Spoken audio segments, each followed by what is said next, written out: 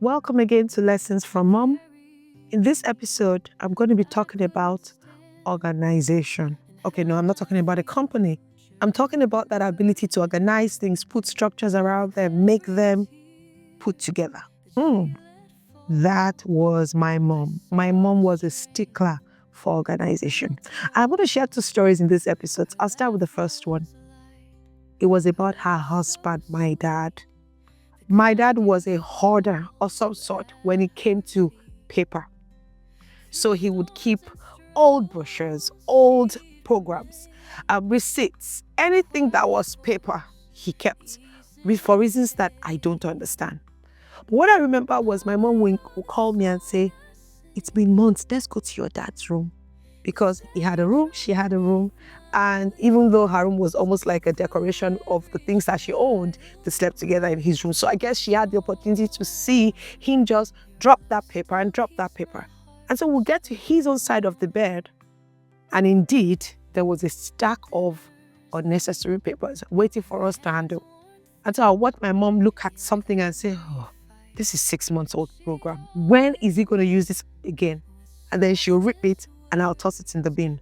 And she went through all those papers on and on. And the very important thing she will keep aside, but trust me, 90% of the things that were in that pile were never going to be used again. But he'll keep them.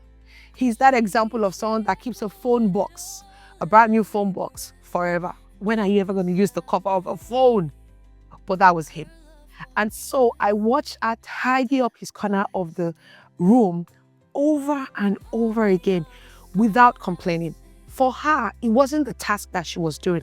It was the fact that now she could go into that room and that side was tidy, organized, and clean. Her side, of course, was always impeccable. That was my mom. Not only did she do that with him, she also impacted our lives by ensuring that our rooms were organized. She would walk in randomly and just express why is this not there? And why is that not there? And why did you put the other thing in the other place? My mom was an organizer. But you see, it made sense that she was that kind of person. Because from wearing white uniforms and wanting them to be spotless, to helping us check our schoolwork and making sure that we went through the details. The other story is about my mom's room. You see that room that she had for herself that only had her clothes, her shoes, her bags, stationaries, makeup, and maybe things. Her first aid box was also in that room. That was her room. Sometimes she'll be downstairs in the living room and then she will want us to go pick something for her. And this was typically how she would describe it. Go into my room, right by the mirror place, the drawer to the right, second level, behind the green bottle. Bring this, whatever it was that she wanted to bring, Gentile violet, cotton wool, it didn't matter what it was. For me, it was how from downstairs, she could tell us exactly where to go. Of course, like many children, sometimes we didn't find those things and she would say, "Go back there. If it was moved, you guys moved it. So check behind the second bottle because most likely it was there." Such detail, such organization. And if my children listen to this, I am confident that they will say, "No wonder she got it from grandma." Because I know that I have that ability to be downstairs and say to my kids, "Go to this room, this corner, down below this, and right behind that." I definitely took that from my mom. And it's not something that I reflected on for a long time or even realized that I had. But as I prepared for this session, it came to me. That ability to look at things, organize them in sequence, put them in a particular way so that even when I'm not there, I can remember and guide people to get there was from my mom. And trust me, she gave everybody stress because of her organizational power. Now, not only did she organize places and physical spaces, my mom had that ability to organize everything.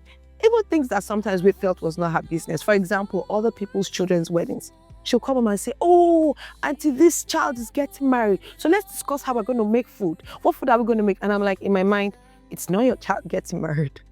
But her mind wanted to organize because our response would be, "But I'm taking my friends to the wedding." As if I'm taking my friends, what if they don't have the food my friends want to eat? So you know what? I have to make sure that I prepare this just in case my friends want that. So she planned events.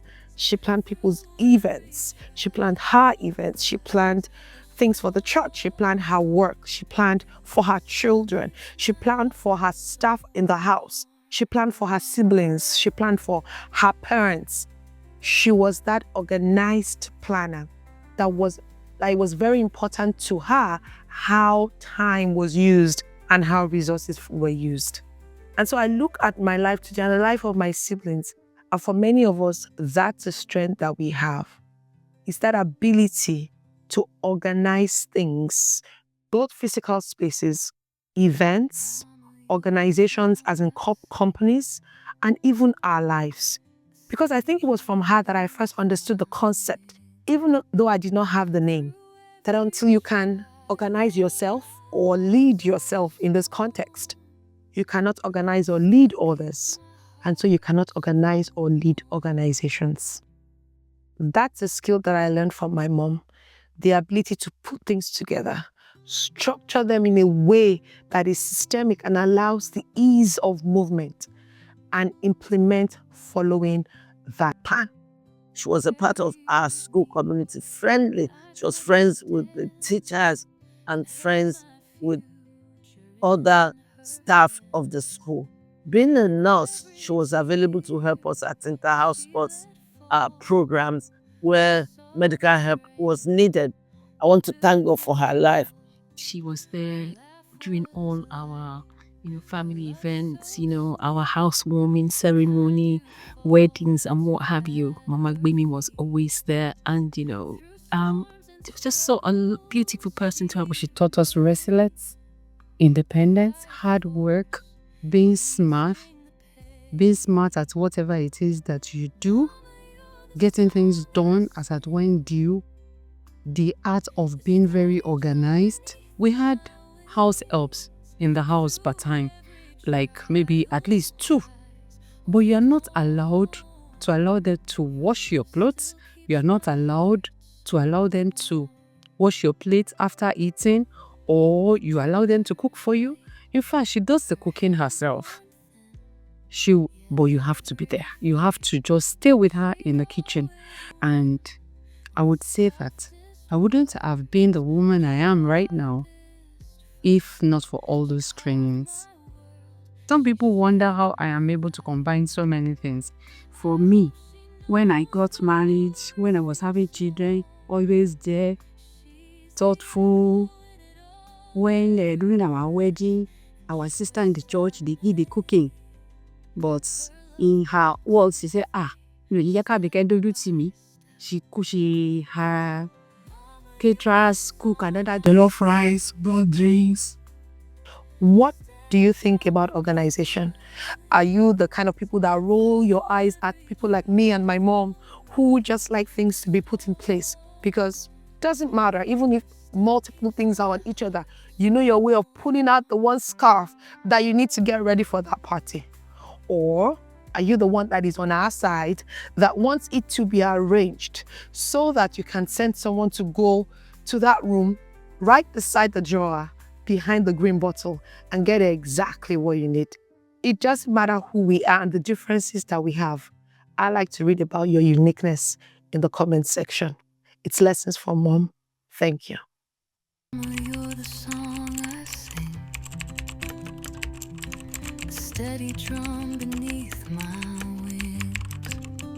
Through every trial, rise or storm, your love still keeps my heart so